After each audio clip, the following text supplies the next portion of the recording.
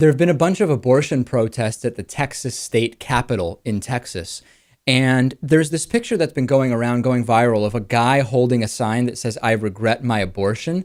Now, the picture is kind of silly, and we could just kind of brush it off as, hey, it's just some dumb guy. But there's actually an interesting commentary in here to look at, which is we've talked about when it comes to abortion and a number of other issues concerning women's bodies and women's rights, men taking ownership of a lot of these issues, discussions exclusively among men in terms of what the law should be with things that directly or primarily affect women.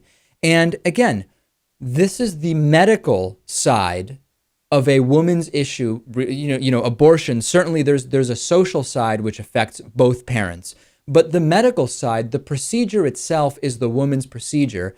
And you've got a guy protesting abortion, saying, "I regret my abortion." Now, we could see it from the side of, hey, he's talking about that social side I'm discussing. It's not what it was. It's not what the intent of a lot of these protests were. And let's take the regret argument a little further, right? Because this idea of "I regret my abortion," which he of course didn't have because he's a man. Since when are things that people might regret made illegal, right? People can regret getting tattoos.